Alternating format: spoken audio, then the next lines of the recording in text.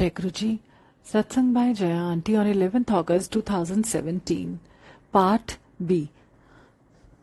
गुरु जी की लीला समझना हम आम लोगों के बस का नहीं है।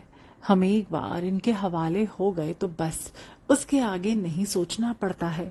रोज के रोज ऐसी लीलाएं देखने को मिलती हैं जिससे समझ आता है कि हम सृष्टि के कितने करीब हैं। गुरु जी के साथ जुड़ने के बाद समझ आया कि सृष्टि में इत्तेफाक करके कुछ भी नहीं होता है। जो हमें इत्तेफाकन हुआ लगता है वो भी किसी प्लान के तहत ही घटित हुआ रहता है। जिसने भी सृष्टि के इस गूढ़ राज को समझ लिया कि हम कर्ता यानी करने वाले हैं ही नहीं, बस हमसे काम होता हुआ प्रतीत होता है। हम हमेशा कर्ता भाव से मुक्त रह सकते हैं यदि हर काम गुरुजी यानी ईश्वर को सौंप दें, फिर करें। इसके आगे गुरुजी ही कराते चले जाते हैं। गुरुजी की मौज को जिसने जान लिया उसे दुनिया का हर स्वाद फीका लगेगा। बहुत बार जी चाहता है कि संगत को बताऊं कि कहाँ फंसे पड़े हैं हम। उस आनंद को लेकर तो देखें जो गुरुजी प्रदान करते हैं। पर जैसे गूंगा व्यक्ति यदि गुड़ खा ले और लोगों को उसकी मिठास के बारे में बताना भी चाहे तो समझा नहीं सकता। अपनी प्रसन्नता दिखाने की कोशिश तो कर सकता है, पर असल स्वाद तो सामने वाले को खुद खाकर ही पता चल सकता है। वैसा ही आनंद है गुरुजी की शरण में।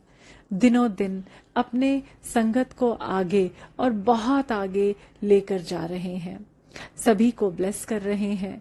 जो आज स्थिति में है उससे आगे बढ़ा रहे हैं। किसी पर कोई रोक नहीं है। जितना भी चाहे ब्लेसिंग्स जमा कर सकता है। सभी को सिर्फ चांस ही नहीं दे रहे हैं बल्कि हाथ पकड़कर चल भी रहे हैं।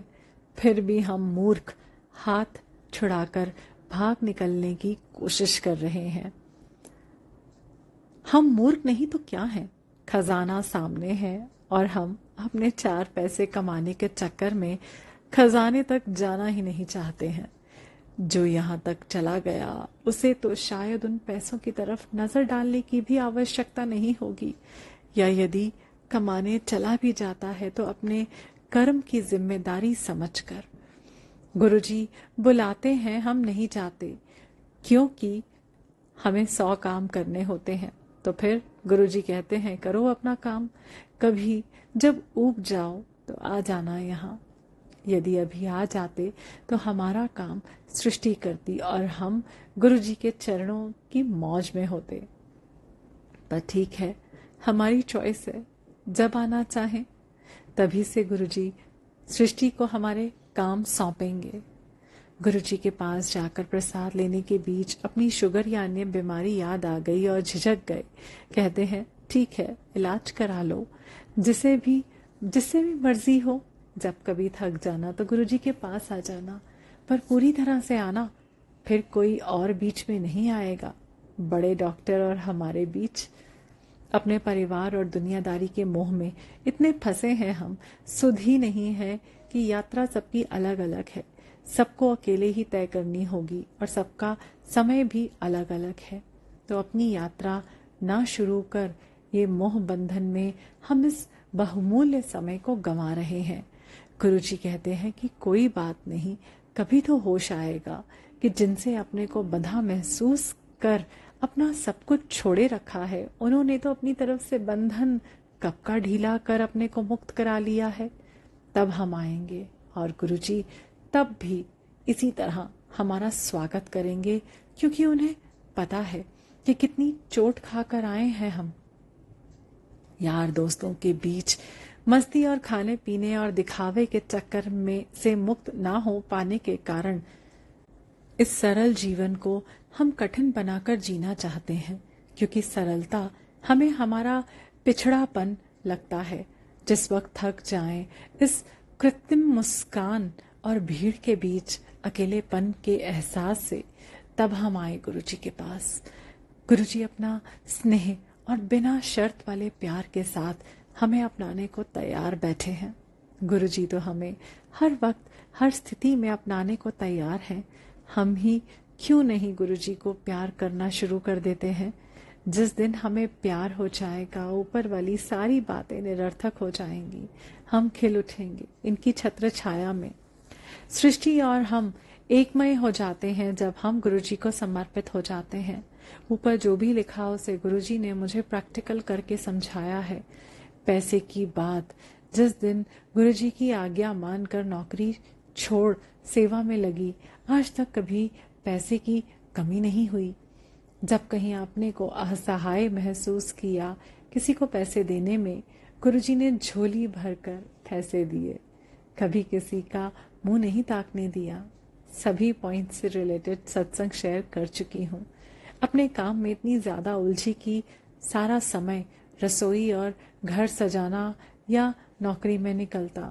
जाहिर सी बात थी, ऊब होनी ही थी। आज जब इन चरणों की मौज में हूं तो अधिकांश काम तो सृष्टि खुद ही कर देती है। कुछ बचे काम करने के लिए घर में वैसा इंतजाम कर दिया, पर पहले समय निकालकर बैठना सीखा गुरुजी के पास। और जब उन्हें मेरी निष्ठा पसंद आई तो हर काम सोचने के साथ ही पूरा करने का जिम्मा जैसे सृष्टि ने ले लिया हो। मौज नहीं तो क्या कहूँ इसे। जिस दिन से चाय प्रसाद या लंगर प्रसाद लेते वक्त सिर्फ गुरुजी याद रहे, अपनी सारी बीमारी गुरुजी के हवाले हो गई।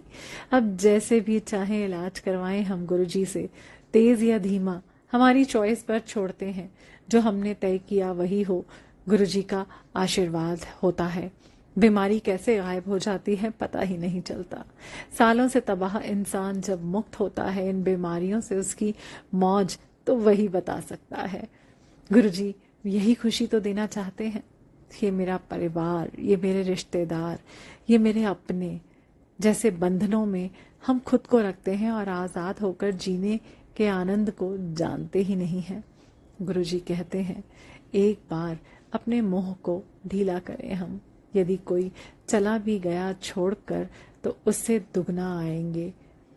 पर हम सृष्टि के सबसे बड़े छलावे को जानते हुए भी छलाना ही पसंद करते हैं। मेरे परिवार ने मुझे छोड़ दिया तो आज इतना बड़ा प्यार करने वाला परिवार दे दिया गुरुजी ने। मेरा शब्द तो सृष्टि ने रखा ही नहीं। सब कुछ तेरा ही तेरा है। इस एक भाव से सब कुछ अपना हो सकता है। ये मेरा है, ये मेरा है, तो सब कुछ छिन कर चल ले जाएगा। तब रोकर बोलेंगे कि सब कुछ तेरा ही है। तो आज जब सब कुछ पास में है तो क्यों नहीं हम कह पाते हैं कि सब कुछ तेरा है और हाँ, हम भी तेरे हैं। फिर देखें हम कि गुरुजी हमें कैसे भूलेंगे, अपने में समेट लेते हैं। कुछ भी अलग नहीं रहता। हम तेरा मेरा से निकलकर उन्हीं के रूप में रहते हैं। इस मौज को महसूस करती हूँ, पर शब्दों में कैसे संगत तक पहुंचाऊं समझ नहीं आता। बस इतना ही कह पाती हूँ कि ये मस्ती, ये मौज सभी के लिए गुरुजी ने रखी हुई है। बिना समय गवाए हम और एंजॉय करें। एक नोट, अभी के समय शिफ्टिंग में थोड़ी व्यवस्था के होने के कारण रेगुलर पोस्ट नहीं लिख पा रही हूँ, इसीलिए सभी संगत से माफी चाहती हूँ। जय गुरुजी।